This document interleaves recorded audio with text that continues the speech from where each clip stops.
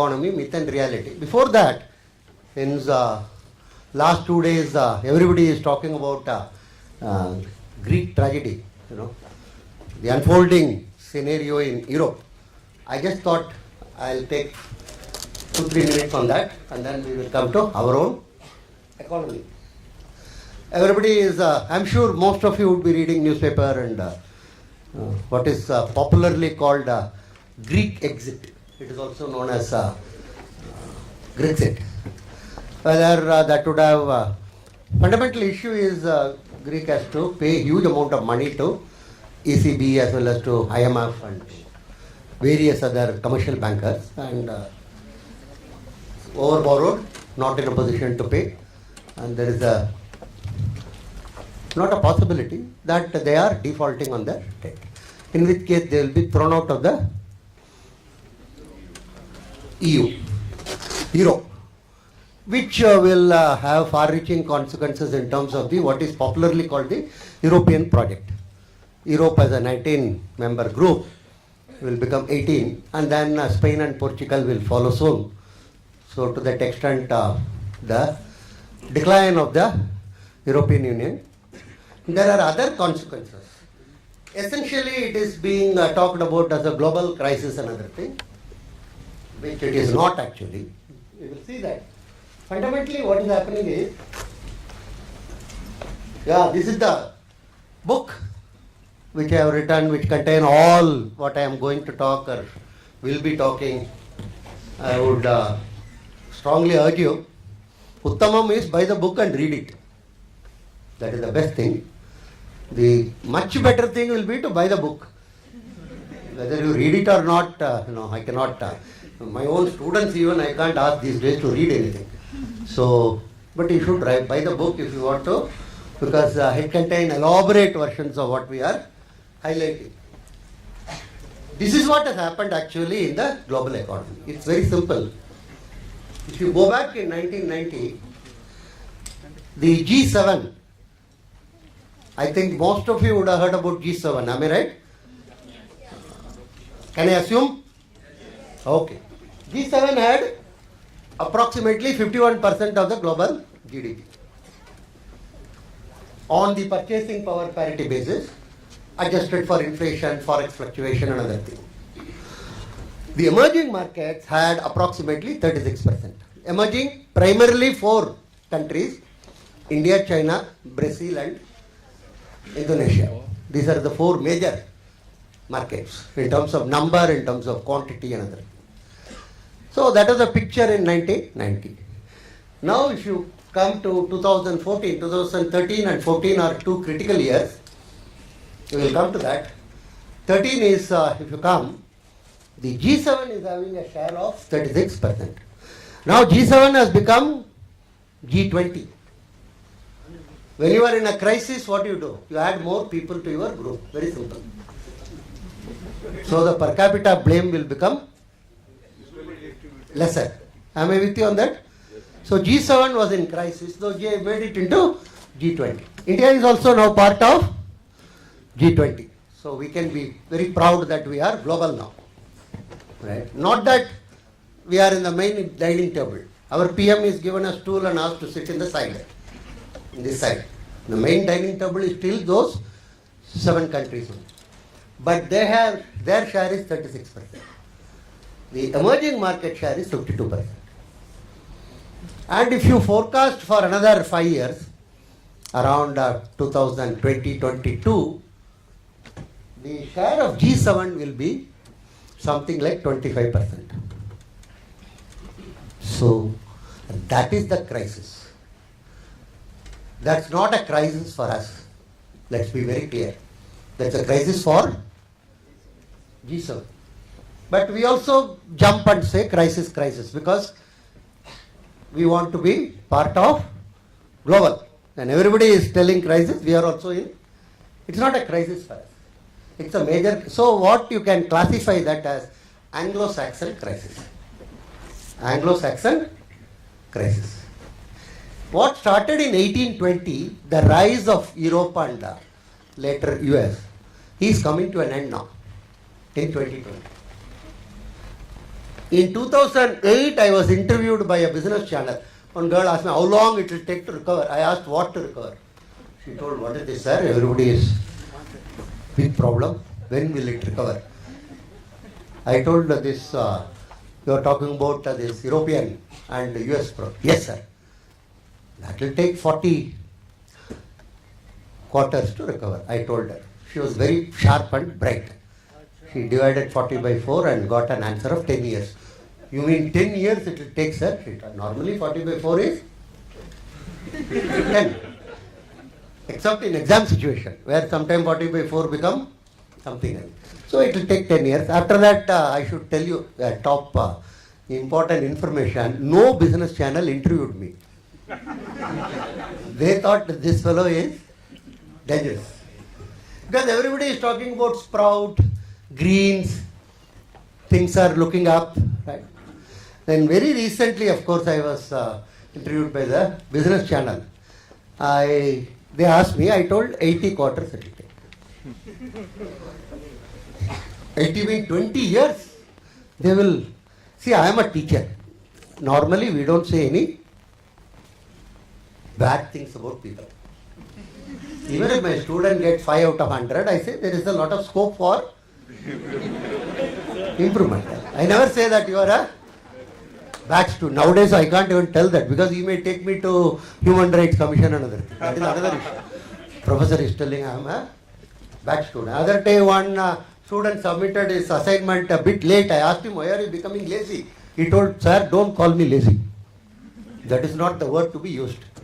I am differentially motivated. So, that is what. So, you see, I am very old-fashioned fellow. Now, so many new terminologies are staring at you. So, I told her 80 quarters. Generally, it is not going to recover. Take my word for it. G7 is not going to be recovering at all. G7 is over. The famous saying of Maharishi Aurobindo, on the ashes of the Western civilization, India will rise. So note it on this auspicious day of 30th of June that their game is over. 1820 it started, I told you. 200-year cycle is over. 200-year cycle. That is actually the nature of the crisis.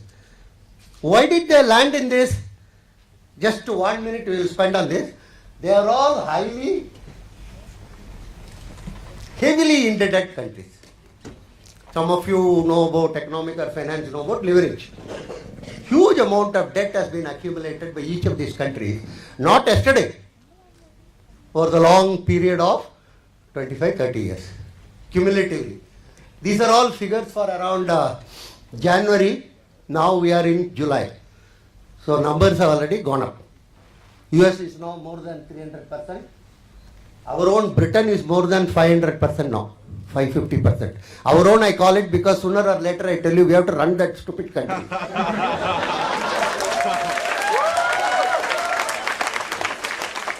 Seriously, I am telling, you have a huge task before you, youngsters. It's in such a soup actually. They will just request us, can you just manage our... Only reason is, you are the only one who still follow what all we were doing. Rules, regulation, laws, everything you have kept intact. So at least you would know how to. So all these countries are hugely indebted. That is a fundamental issue. And when you talk of debt, there are 3 types of debt. One is the government debt. Government debt is not such a issue of concern to others. For the simple reason, every government has got a printing press. Like we have a Nasik printing press, every government in the world has got one press. They can print notes and then meet their obligations. Very simple. You can ask, why can't Greece do it? Unfortunately, that notes are not recognized, that's all. It's as good as what you are writing, these notes now. That has become like that. So that's not possible for them.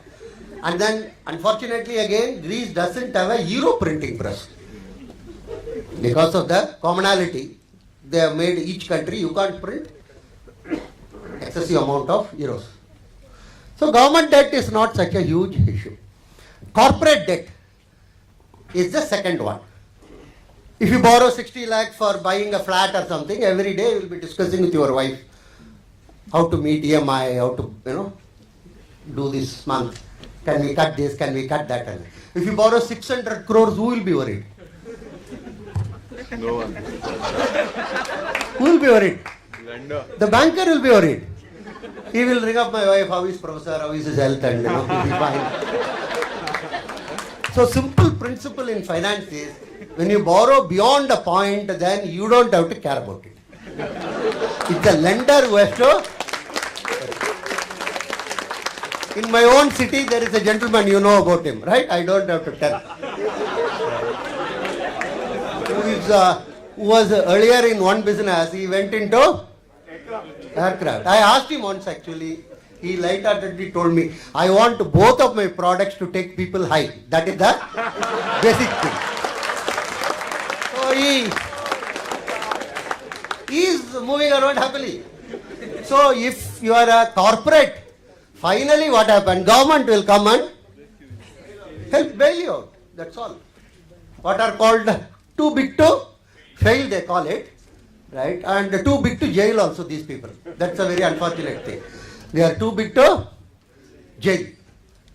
And too big to fail. So corporate debt is not to be worried by. The third debt is household debt. And that is the crux of the issue. Household debt is phenomenally high in all these countries.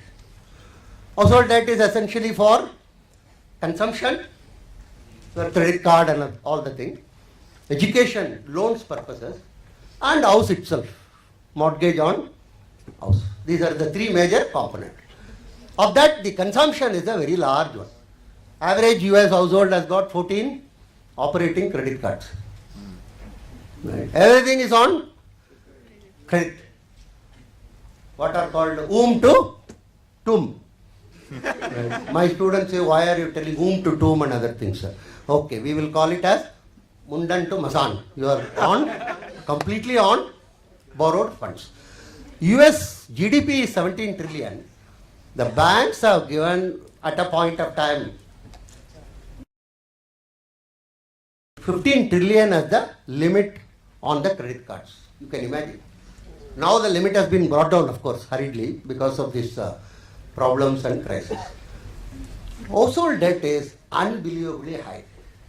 And why the household debt is high? Simple reason is, there is a 6-letter word called savings. I think all of you may be knowing about it, right? Still, in India at least. That is completely forgotten in these countries. That has been removed from the dictionary. They ask, what is the savings, sir? What are you talking about? There is no idea of saving. Households have stopped saving. Sometimes it is 1%, sometimes it is negative, sometimes. And why should households stop saving?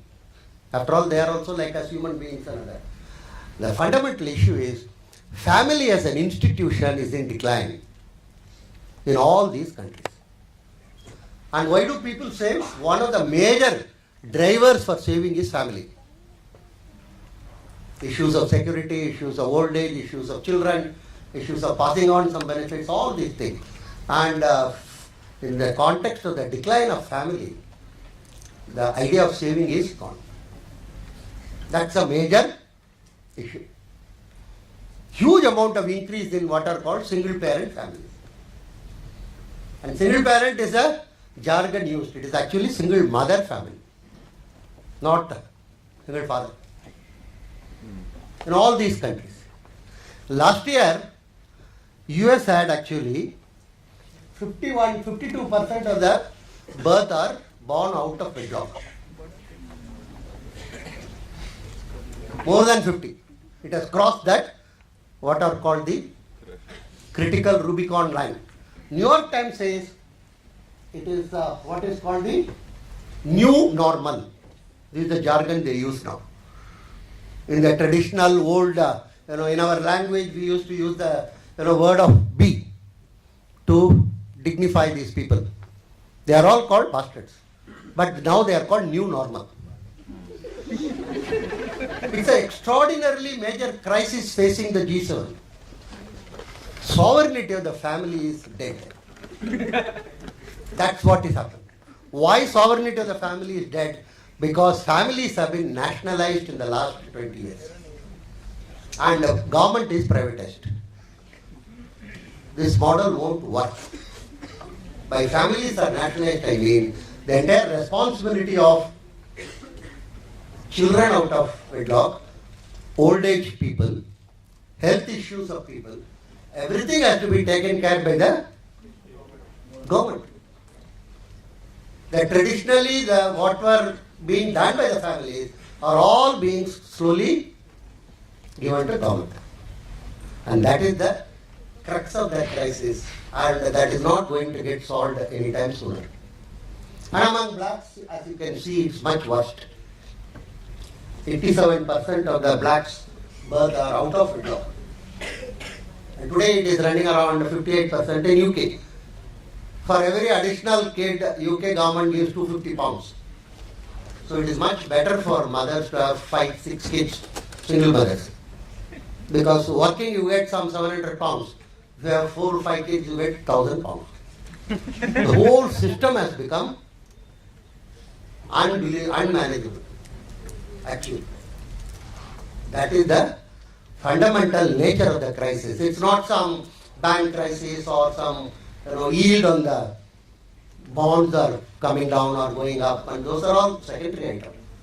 An institution which is very core for the society has collapsed. No, we don't have to shed tears for family has gone, okay, but something alternative has to come to replace it. That has also not come.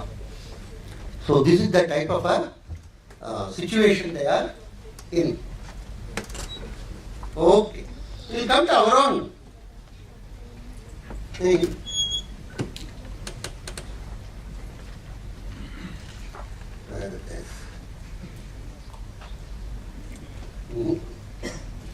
How do I put this off and go to the other one? No, switch it off.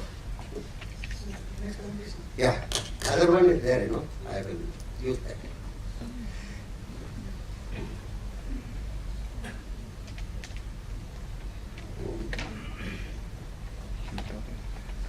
Yeah. So we will look at our own picture. Our picture is unfortunately or fortunately, whichever way you want to look at it, totally different. This is the best of times or worst of times for them. You can call it. If you look at our share of various groups, the partnership proprietorship firms dominate our economy. Partnership and proprietorship firms, I'm sure all of you would be knowing about it. They dominate our economy, not the corporate. Unfortunately, in our literature, many a time these partnership proprietorship firms are what I call unincorporated. It is called unorganized sector. What I call terminological terrorism.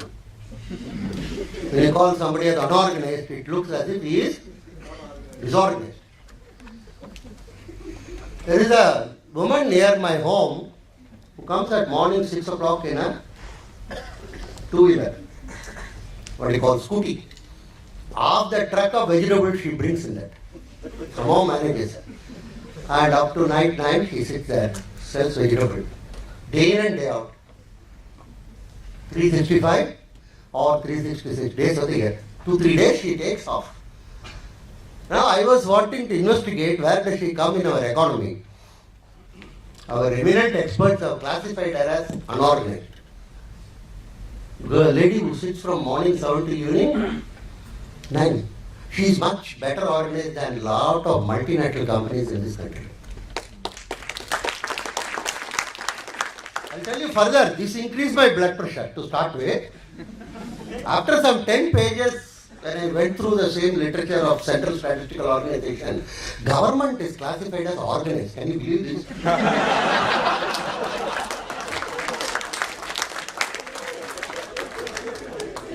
They are very serious.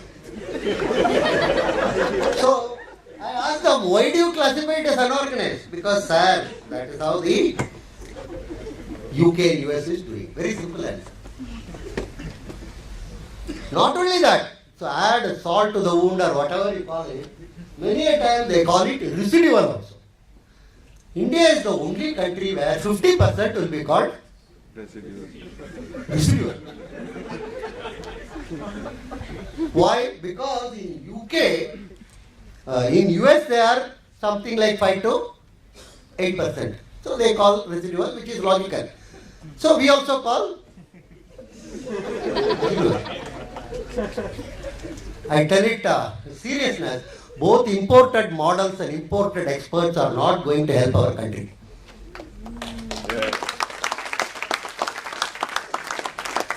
How can you call residual 50% of the? Not only that, look at several things. Services is one of the largest component today. Services mean everybody immediately think of Narayan Murthy or Asim Premji. I come from that town. All that. Nothing wrong about it. But actually the services are fastest growing, and these are the areas of services. Construction, trade, non-railway transport. Railway transport is with the government. Hotels, restaurant. These are services. The what is called ITES, information technology and everything. They are maybe around 5 to 6% of the economy. That's all. Not that they are not important. They are important, but in an overall context. Each of them is growing at 8 to 10%. And they are all the growth engines of our economy. And in each of them, partnership proprietorship firms are 75 to 80%. The entire trade in our country is done by small fellows. Except recently where you have some of these big malls and other things have come. Otherwise the whole trade is done by small fellows. Transport, same thing. 2 truck wallahs, 4 truck owners, 5 bus owners, 3 bus owners. Then you have the restaurant. Incidentally, I should tell you, restaurant is the fastest growing activity in our country in the last 10 years. Every year it is growing more than 10%. CAGR, compounded annual growth rate. Phenomenal. Again, run by mostly small flows. One restaurant or 2 or some fast foods, somewhere you can stand and eat, some places you sit and eat, and all that, right? That's where these are our actual growth engines. All of them are small fellows, family owned, and quietly doing their activity.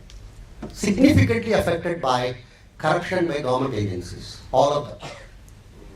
And flower vendor earns something like 300 rupees. He says 20 to 25 rupees she has to give us every day. On gross turnover, roughly 8 to 10% is taken away by the corruption. And that is the crux of the issue for all these people.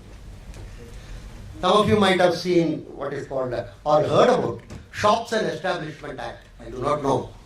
You might have heard about it, right? It's a very fat one. It says that every shop should have a sunshine. Every shop should have sunshine. And all around it should be hygienic, perfect. Every day morning I go to buy bread in Bangalore. The shop is on this side, I am on this side. In between there is open drainage. Shop should have seating arrangement, incidentally. Should have seating and should not have racks. So the local minister once told me, we have to implement this very seriously. The entire shops in Karnataka have to be closed. Then I asked, why do you have that? What did they say? You are a professor, you should know. Periodically, people go and collect hafta. In a cover, every shop, put some money in. Same thing for the restaurant. Food and Adulteration Act, you might have heard about it. It's one of the draconian laws in the country. Every Saturday, every hotel, small fellows in my city, every city, this fellow will come and inspect, not even inspect, just come and one envelope, one money will be transferred. So when we talk about reforms, let's be very clear, these are the areas which require reform. Not FDI, FII and all those things, bargains. Fundamentally, these are the areas which require reforms, actually, in terms of activities. Now let's see employment. Government and corporate together give some 12% employment, that's all. And all other are in India self-employed or contract labor. 85%. But we only focus and talk about that 12%. What will happen? Nothing will happen. And those government 12% also have outsourced their work. That is another interesting thing. They don't work.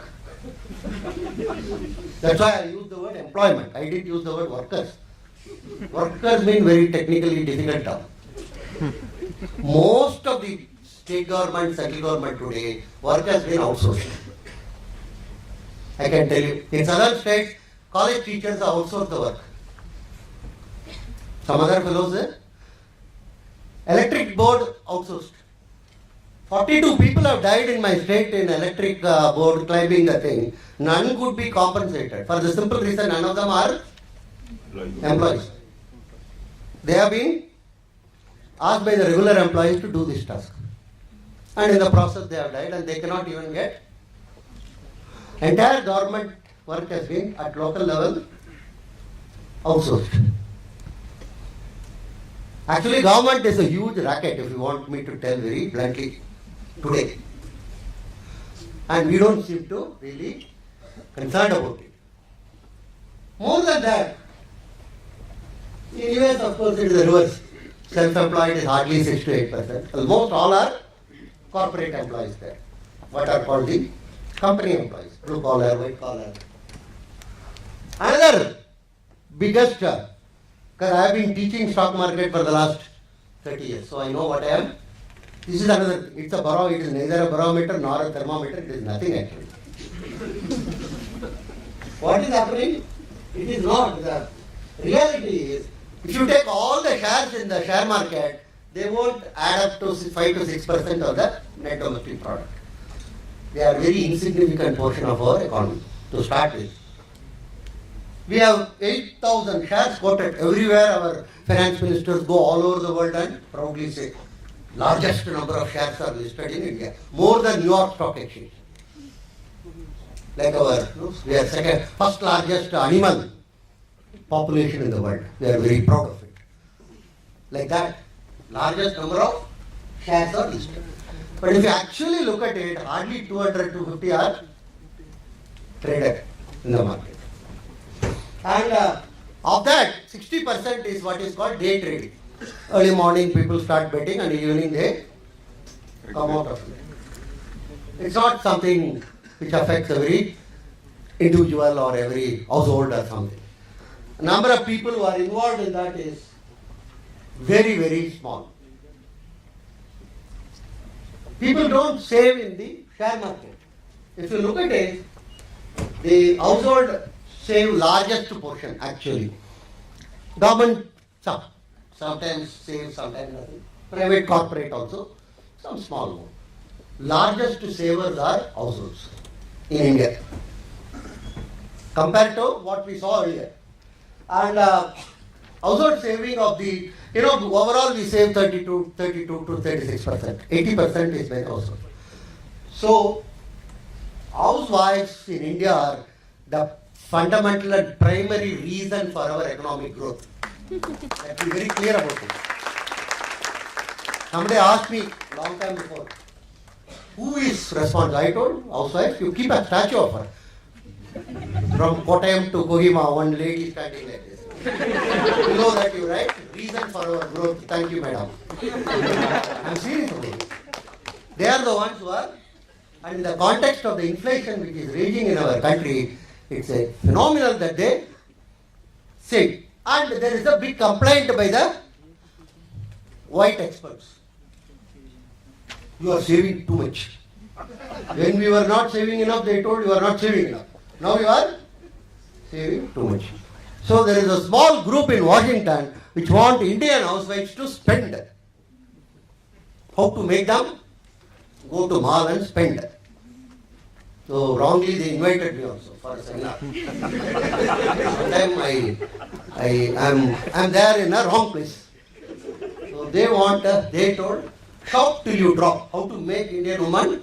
I told they may go to mall, enjoy the AC and come back home. That's the problem. Free AC, wind, summer time, who is, it's another place where you don't have power cut also. It's all right. No, professor. You know what has happened in US is, last 15 years if you look at it, if you go back in 60s, they used to release savings data of US. That used to be the indicator. Everybody used to wait for it and all. Today they release the retail sales data. Every 15 days. And that is eagerly watched. What has happened in the economy in G7 is, if you shop, you are supposed to be happy. Shopping has become an indicator for economic growth and satisfaction. So phenomenally, different type of a thing. So it's a consumption-driven economy. So how to make, I told Indian woman will continue to save, period. One reason, old age problem. We don't have a generalized social security like Sweden or US. At 60, you will start getting a check. Here, government will ask you a check. When you reach 60, can you please give a check? Or they may say that we have put your money in share market is down, kindly give some money. So there is no general social security. That 85% of the people have to take care of themselves. And declining joint family. In the traditional system, you can always depend upon, your brothers, your sister-in-law, so many type of things. Now that is also declining. So you have to take care of yourself. Health, next. Safety. If 65 you are a retail trader, if you want to get a heart surgery, who will pay for you? Yourself. We don't have a NHS or we don't have a Obama care or anything. Nothing. So that is the second. Third is education. Education is extremely expensive today. Believe me. Many places I find UKG, LKG is as expensive as IIM. You have to pay a huge amount of donation. And worst is interview of the father and mother. That's at that age, poor fellow, grandfather, everybody is interviewed. In my city, many places also I am told, the mother also should be a graduate. Otherwise, she cannot enter the pre-KG. So one of my known in my area, one lady, poor lady, she is not a graduate. Her husband is a postgraduate. She is not a graduate. So the school told madam, difficult, unless you are a graduate. Then what else she can do at this age and other thing, So some agents came. Okay, what do you want? I want a degree. I think Delhi people at least will be very familiar what I am talking about, right? Floating. So, what for you want to do? Go to US, IAS, different categories. No, my son has to be put into pre-KG. Okay. Market operated, amount was 6, she got a degree and he got inside. So she had a double jeopardy, I can share it with you. At the time of marriage, she didn't say that, she told that she is a graduate. Now it is getting. So, education is very expensive today. And these banks give you loan for IIT, IIM, not for school, UKG. That's where they should give. It's a funny thing, I am on the board of some banks, I asked them, you don't give a loan for foundation, but for 4th and 5th floor, how do we?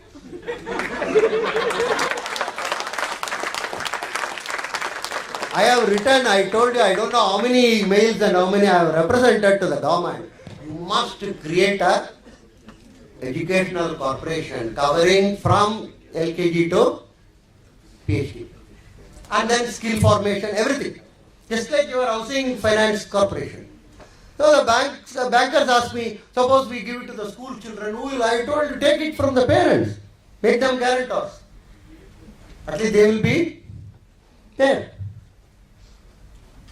So that also the household has to save today to meet the expenses.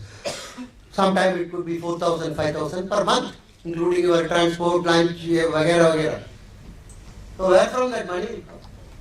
And on an average in India and China, mothers are much more obsessed about their children's education compared to any other place, both the places. So my professor asked, why your women are so obsessed about their children's education? Professor, you don't know India. Every mother wants her children to be better than her husband. Very simple. This fellow cannot be rectified. He is like an ambassador car, which you can neither use nor push nor sell. How to take a vengeance? Sometimes they tell the child, don't behave like Appa, study well. But when he is not around. So education they have to say. The fourth is samskaras, which never the foreigners will understand. Marriage, death, birth, everything people spend for others. And the poorer segment you are, more you jump. My plumber always visits to his village when he hears about a death. He spends a lot of money. I ask him, why do you do so? He says, if I don't do, who will? These are all my family people. This is my samskara. Upper classes may send an SMS, very sorry to hear you have died and hope you. But poorer segment spend proportionately more of their income on the samskara. Last is the bribe. Any human endeavor in India you have to do, you have to bribe. Any human endeavor, you have to bribe.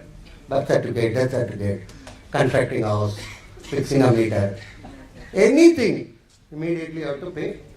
This is nothing top secret I am revealing. And it has to be in cash, unfortunately. For that also you have to say. So I told these four reasons, as long as they are there, people will continue to save. We are not going to be a dissaver nation anytime soon. Maybe 3 decades or 2 decades later. So this is an investment. That is also another major thing. If you look at here, hardly 1% of the household saving goes to the share market. Maximum was something like 4%. Nobody goes to share market. Only noise is made in the pink papers every day morning. What is going to happen? What is, based on nothing. Why so much amount of effort and time is shown? I told you, see sir, in India we have a uncanny ability to focus on inconsequential and immaterial, always. And spend a lot of time on that. And then say nation should answer. Why should nation answer? Spending your time on something which is, so this is what. So I call it as million Abhimanyus on Indian culture. I'm sure this group will know about Abhimanyu, right? Yeah. Huh? Yeah. Okay, thank you. Unlike my class, sometimes they say, who is this Abhimanyu? And then somebody says, no, he is some new fellow who has come. He's going to replace Ranveer Kapoor, or some such. Big debate take place in the class. Finally, one girl stood up and asked, sir, is he coming in the story where a sari was removed or a lady was kidnapped? Which story comes? Tell me. There are 2 stories she has heard. One story is sari was removed. Another story is lady was kidnapped. I told it is not those stories, it is my story. So you understand Abhimanyu. Huge number of people have entered the market. They are not able to come out actually. So if nothing is going to, 70% of our financial saving goes into banks and provident funds. Same thing in China, same thing in Europe, same thing in Japan. The only country where large number of people participate in share market is US. And we tend to think US is the world. It is not true. Huge number of people depend on only banks. Composition, anyhow, this we have what we were telling here, we are showing. This is another thing. Every day morning when I get up, like we have this Venkateswara Suprabhadam, you would have heard, invoking the Lord Venkateswara. That's in South very famous actually. The Balaji who is in Tirupati, there is an MS Subbalakshmi is supposed to be the final authority on it. So everywhere you will see this song being sung. Venkateswara Suprabhadam. Like that in the morning, FII should come, FDI should come, FII should. What will happen? Some fellow told, sir, you should put a quote. I told, why? Otherwise FII will not come. Then you should not sneeze, you should not yawn. All, you have to be very generally. What is this animal? Why so much? Then I investigated and found they constitute 6 to 8% of our investment only in every year in the last 10 years. Nothing more than that. 92% comes from our domestic saving. We are a domestic saving driven, domestic demand driven economy. Don't forget that. We are primarily a domestic saving driven economy. And within domestic saving, we have already seen housewife saving is the critical thing. And if I say, people will not immediately appreciate. So I will quote the major work by Goldman Sachs. When Goldman Sachs is quoted, everybody will agree, right? Because a professor from IIM, who will listen to? A plumber from New York will be more carefully listen to in economics. Am I with you on that? And much later they will say he is a plumber, it doesn't matter, sir, he is from New York. So I quote Goldman Sachs. He says, we require 1.4 trillion. This was around 2010 level, now it has become 2 trillion. Financing the domestic saving generated by Indian families will suffice. We do require, we don't have to say we don't require FDI or FII. But they are like pickle to curd rice. People from south will appreciate. People will not, I will say pickle to paratha. But what has happened is, in our completely perverted way of thinking, we have made it into the main item itself. Which it is not. Which it is not. And now with the Greek crisis, European crisis, all funds will come here only. There is no other place to go. If you have a world map or a globe, if you can see that, you see all over the globe what is happening. Funds can't go to Middle East. If you say funds will go to Middle East, I am puzzled actually. Funds can't go. Only people with the wealth bombs will go there. Like Pakistan says, we will invite, we are IT capital of the world. I was puzzled there. I asked this Lahore fellow, what is this? You are IT capital. No, we are the IT capital means international terrorism. We are the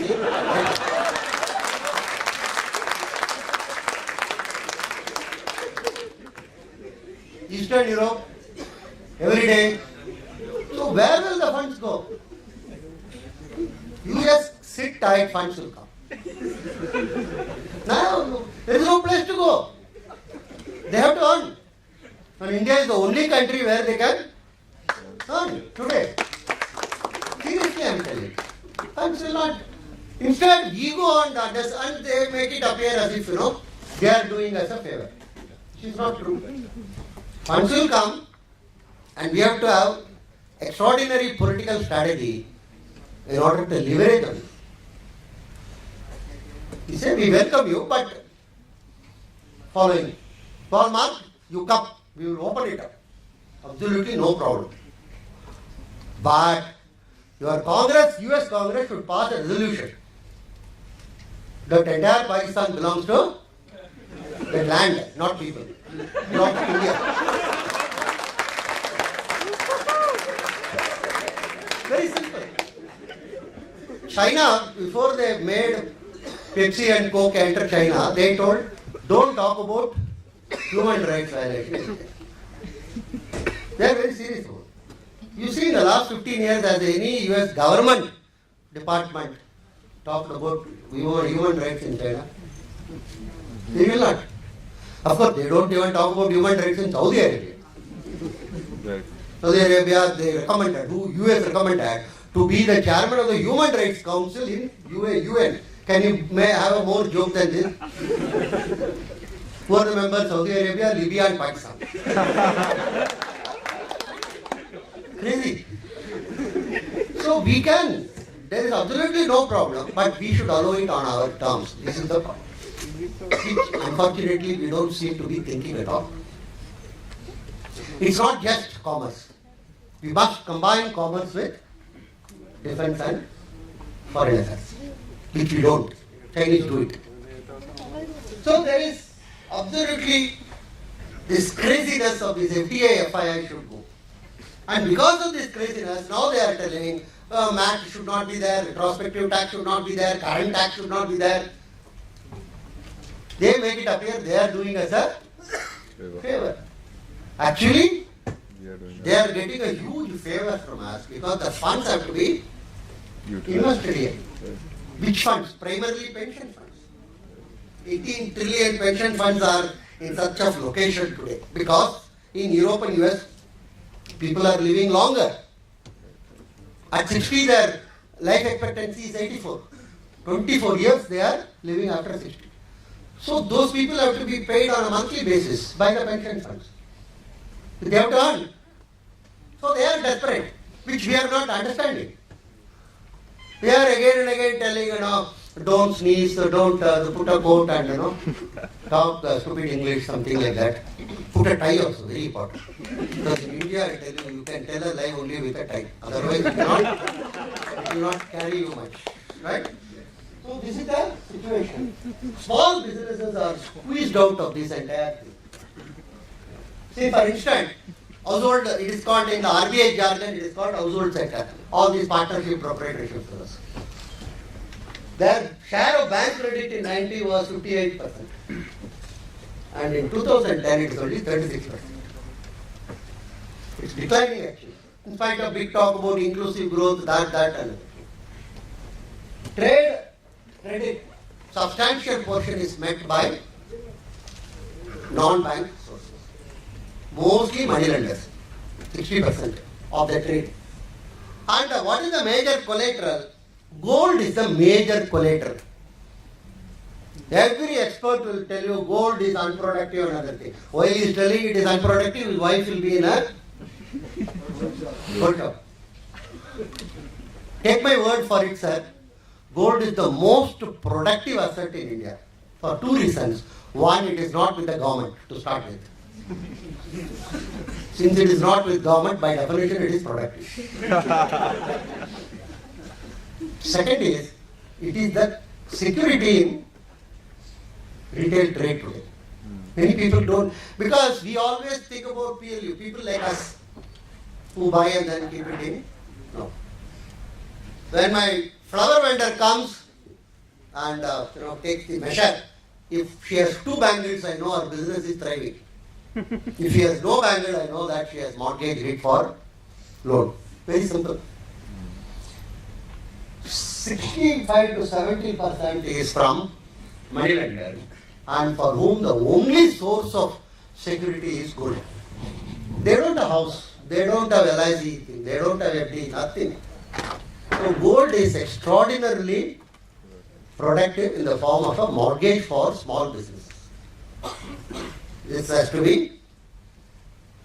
And the last point is, these small fellows don't use their capital efficiently. This is one of the major, all the pink paper editorial will say, capital output ratio is 4 in India, and I don't know whoever measured it. Anyhow, since it is 4, if you want to grow at 10%, they will say 4 into 10, 40% should be our requirement of saving. We save 32%, so FDI should come. Now these smaller fellows are extraordinarily efficient in using capital compared to large businesses. I have travelled from Dhanbad to Sindri. Many of you might have also done this, right? In the small towns and other cities. It was a shared taxi. To the right of the driver, there were two fellows. I was not sure who was driving the vehicle. I asked her. He said, "Chup karo, just wait." Got in, you keep quiet. And one man was standing up, coming down, standing up. Why? Because the driver has to put the zip. I'm not joking. I'm sure many would have experienced, right? No. Am I telling something imaginary? When I got down, I counted, believe me, sir, that was an ambassador earlier time. 11 people were inside and one person was half inside off. 11.5. The capacity is supposed to be 3 back and 2 front. Right? Think about it. Small shops, small restaurants, small, buses. One town to another town. There will be a small board there, it's a metallic written, some 40 people to sit and 1 person to stand or something. Right? On an average, it will carry maybe 100. Like that advertisement, I saw really in my life in Darbhanga once, huge mass of people were moving like that. One civil service officer was with me. I told him, I'm amazed how such a huge group of people are. He told, sir, in the middle there is a bus.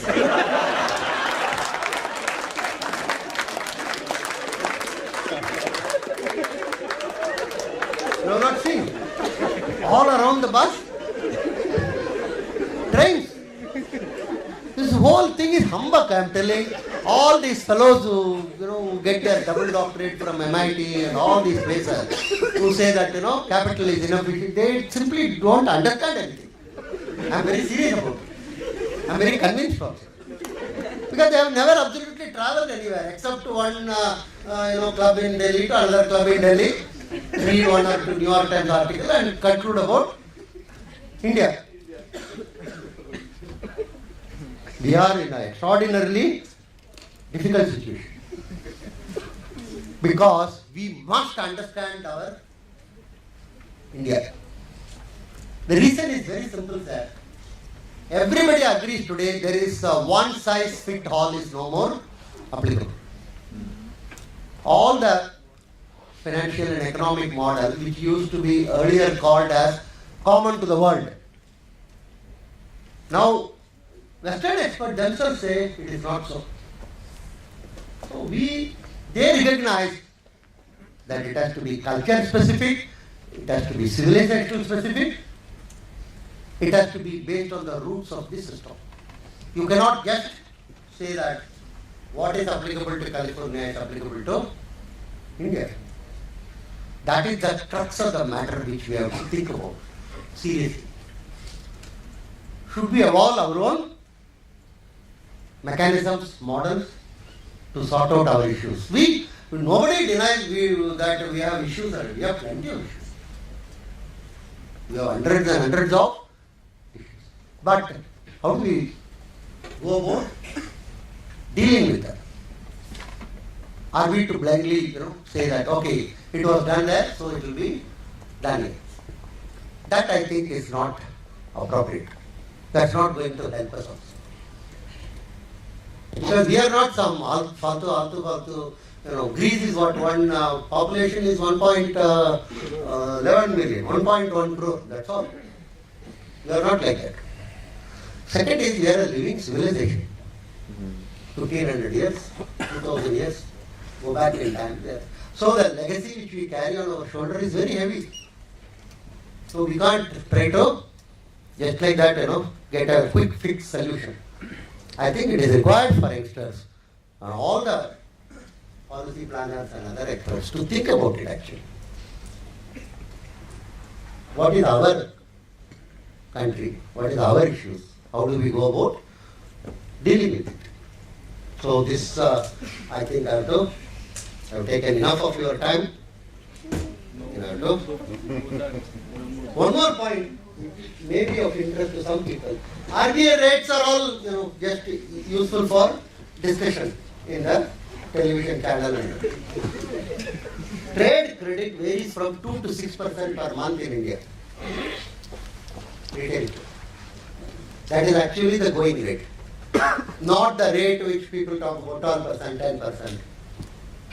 And at the further retail, it is 1% per day. Or 0.5% per day. Smaller the size, larger is the interest rate in India. That's very important to remember. Larger the size, smaller is the interest rate. That's one of the reasons why many of the small retail fellows are worried about Walmart, because they can borrow 3% in US, 4%. While these fellows are borrowing at 2 to 3% per month. Where is the? That is one of the things which they are asking. Where is the evenness? Level playing field are. So these rates are, and transmission, there is no transmission of these rates and other things. Gold, we saw that. Taxes also we saw. Taxes, very interesting. Huge number of people don't pay much taxes at all in India, who are earning 50 crore, 100 crore like that. Some of you may be knowing, dividend do not carry any tax. In my city itself, many of my friends who earn 40 to 100 crore don't pay any tax. It is ours. Lot of logic is given, double taxation, company pays, and all that is fine. But generally I feel it is very obscene, to be very blunt. Somebody earning 50 crore, 100 crore, not paying any tax at all. And our income tax fellows have become extraordinarily non-transparent. Data which used to be public are not anymore public. For everything you have to ask in Rajya Sabha questions. A simple data like how many doctors are assessed to tax in Delhi, nothing top secret or anything. Number of doctors, not available. In 2000 it was available. 99, 2000, they told 5 doctors in Delhi were earning more than 5 lakhs. 5 lakhs. So obviously there was a hue and cry. Everybody told, what is this rubbish? 5 doctors. In my sheet it shows there are 10 doctors. Like that. So what did the government reaction to this was? Stop publishing. Simple solution. We have very simple solution. So they don't publish. There is a All India Income Tax Statistics.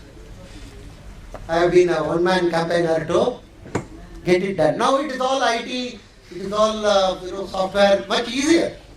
No more handwriting or anything.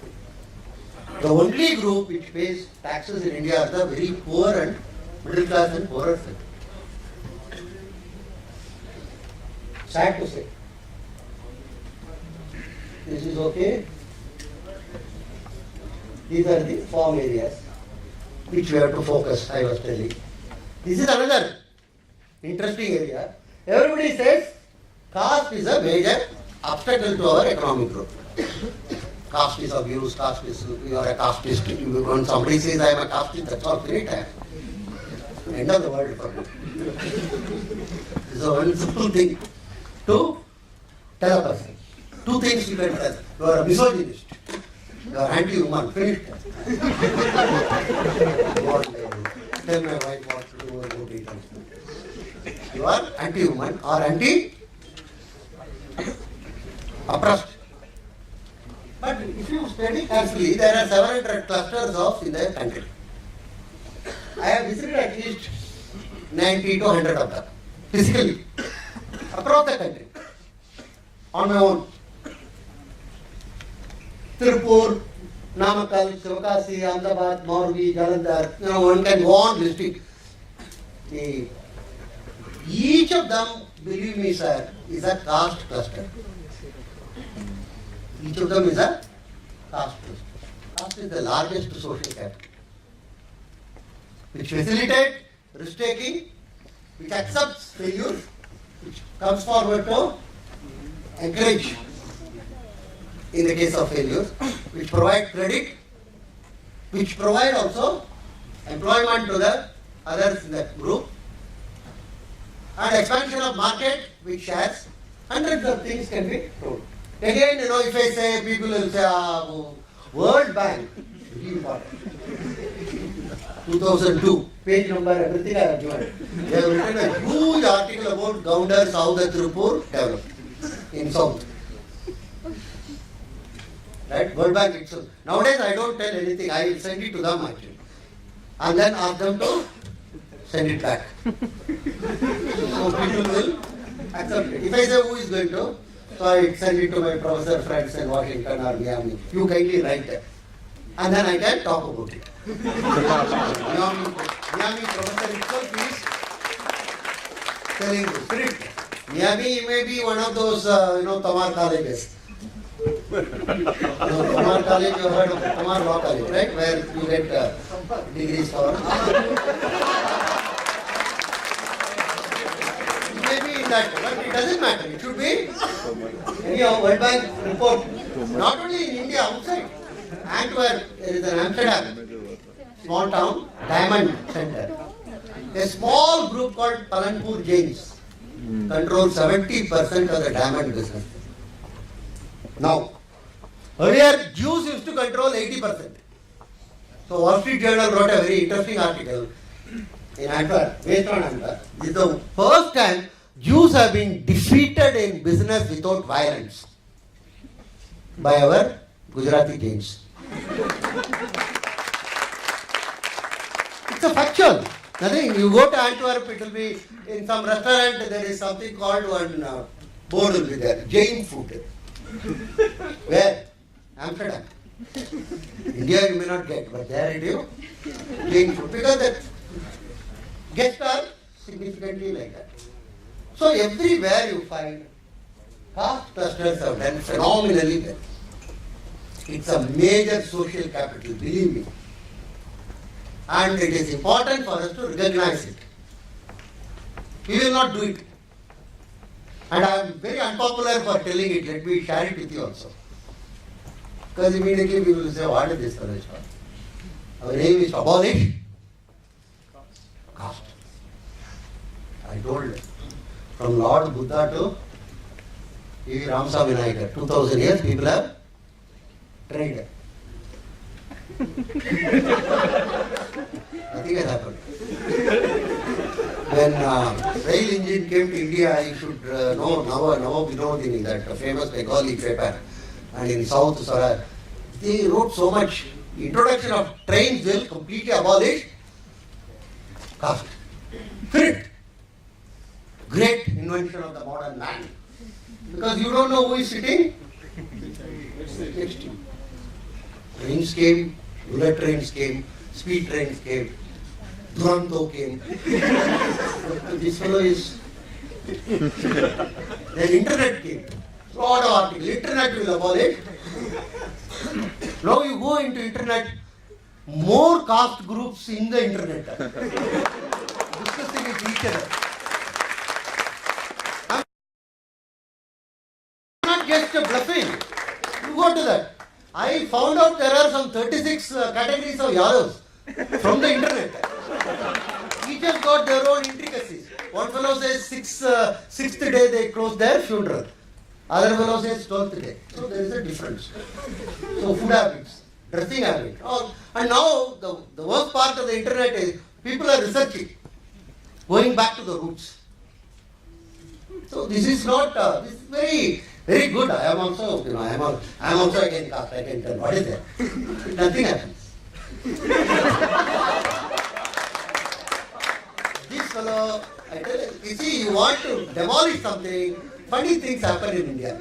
You may not know about Tamil Nadu. In the 60s and 70s, this fellow, what is this? Vinayaka statues used to be broken by the atheist. Here, Ramaswamy, he told Vinayaka is the symbol of Aryan invasion and another thing, and put chapel garland, and he used to break it another for a period of 10-15 years. That fellow was observing silently, who Vinayak himself. Last 10 years, every street you go, there is one Vinayak temple. Everywhere, street corner here, and one statue of E.V. Ramsa Vinayakar, opposite to that, this Vinayak statue is. So very interesting country or countries. You tried all your best to eliminate something, it sprouts again and again. Because it is part of the roots. Not very easy to Okay. This is a fascinating type of thing. Kindly give a thought to it. Give a thought to it. And this is another racket.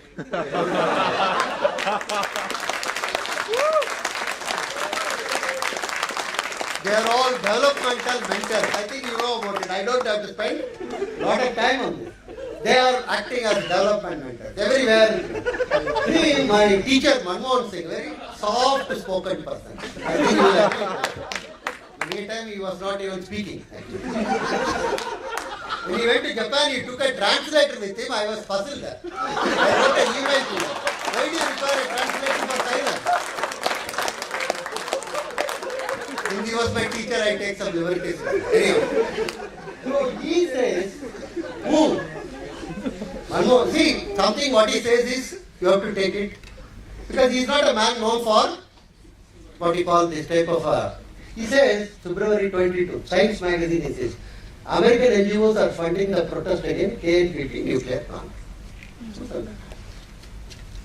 They are not fully appreciative of development challenges that our country faces.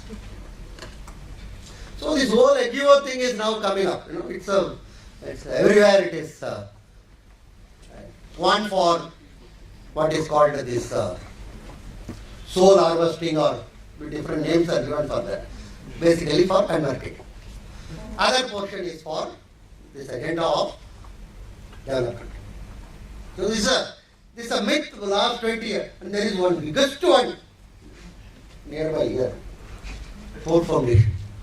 Suddenly they found out that Ford building is there existing for 30 years without any legal basis. It's not regulated by RBI, it's not regulated by, it is something like Swayambhu, you know, like. Swayambhu, you understand, right? Or on his own. 50 years it is there. Solid. Now, if you ask why are you here without any basis, they get very upset. You have always been here, what's your problem? And we give money to people who come and do exercise in Lodi Garden and go. Projects are done. So that is a huge thing. One side does not fit all. I think this is what we have to recognize. Each society, based on its culture, values, need its own models and solutions. I think unless we internalize it, we are not going anywhere. We have to internalize it. Imported models, unfortunately imported experts also, do not help at all. It's very serious. We have to understand our tradition, our culture. Right. It's not something which has sprouted in the last 10 years. I think all of you will agree. For a period of thousands of years, and it has changed. Not that it is frozen or anything. That is something which India will never accept. Getting frozen. Debate, discussion. So, last point, one person was, there is in Tamil Nadu, there is a temple, very old temple, belonging to Vishnu. There is an elephant in that temple. And there are two sects of Vaishnavites there. One sect is, both of them put this, what we call the Nama, like the way of, one sect put it's with a sharp edge, another sect doesn't put with a sharp edge. And it has got huge amount of backup in terms of Agama Sastras and Ramanujacharya's teaching and hundreds of things. 400 years this battle is going on. This elephant, how to put this? Business, right? And it has gone to court, it went at a point of time to UK, the independence, the House of Lords, and finally it was settled temporarily that alternate days you, Monday you put like this, Wednesday you put like, Tuesday you put like this. This is going on, and now again it has been. So one of my friend was came from New York, and he was very aghast. How can it happen? 400 years, Professor, how this is going on? Stupid. Great, I told you should appreciate it. 400 years, they are only debating. They could have put one belt bomb with each other and they didn't do that. They could have used guns, remote. Nowadays hundreds of things are there, right? The same day actually, some 150 Shias were killed in a mosque.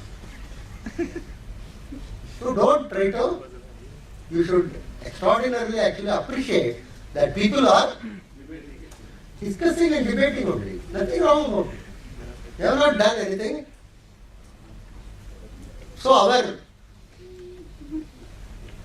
ethos is debate, discuss and bring changes. We are not frozen or anything. That is what the communists will like to argue. That we are frozen. As if 1000 AD to today, there is no change has taken. No. Hundreds of changes have taken place. So many reforms. Everything we have followed.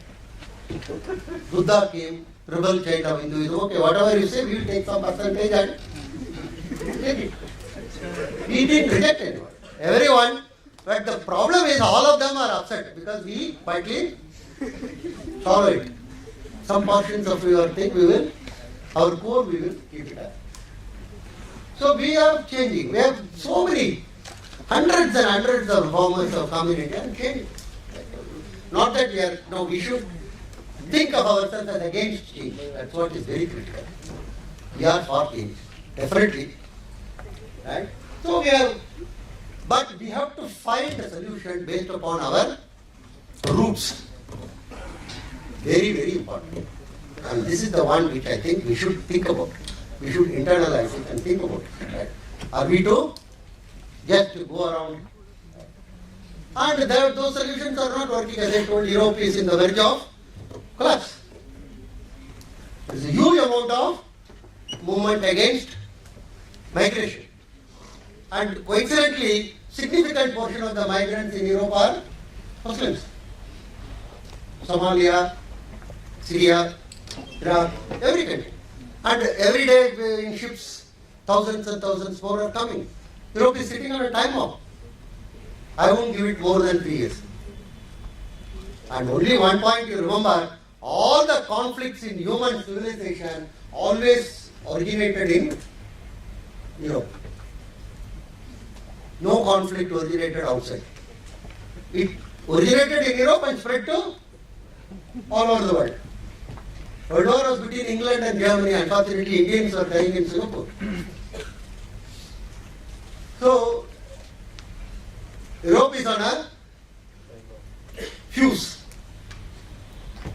The Greece unemployment rate today is 25%. And the youth unemployment is 50%. Youth means 16 to 24 in Europe. Not like India where 45 is also.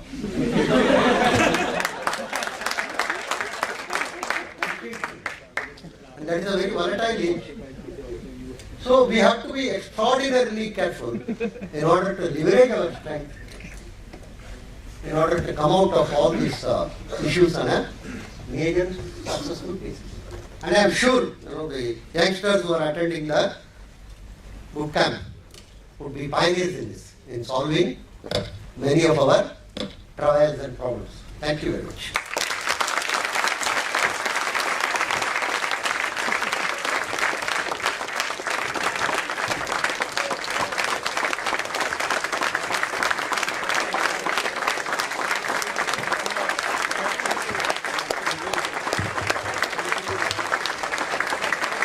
I request Dr. Nomesh Bholia to come up stage and felicitate Professor Balasubramanian.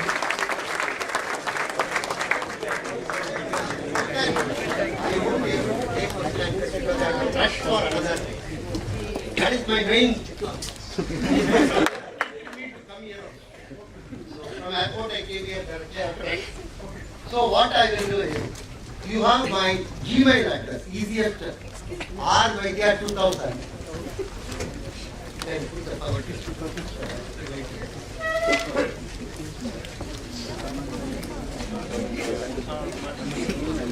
The one in blue is my institute email address. You can also see in my website. I have two websites, performancegurus.net and rvaidya2000 at wordpress.com. Both the websites you can use. almost 160, 180 articles are there. My Gmail is rvaidya2000@gmail.com. And I told you also about the book. Very important. It's available on Flipkart. See, I am a very unknown, humility is my middle name. So, right? So, you write a Gmail to me if you have any question, any issue. Just tell that you attended this talk of mine. That's what to identify you. Right? Always there to the, and you shall get a response. May not be to your satisfaction, but it will be responded. Right? I will reflect. I have, but my phone is mostly switched off because of classes and meetings and that. The Gmail is easiest way to reach me. Somebody is raising his hand there. Yes. So just one clarification. So you said that India's super rich are not paying taxes. So from my limited knowledge, what I understand is that the company is already paying income tax, and from whatever is left, that is what the dividend Sir, is being paid. I am a finance professor. You know what you are talking about. You are, this double taxation, company is already taxed and individuals are, all that I agree. But still, I personally feel somebody getting 50 crore not being taxed is obscenity. Thank you, sir. Right? You got the point. I agree with your thing.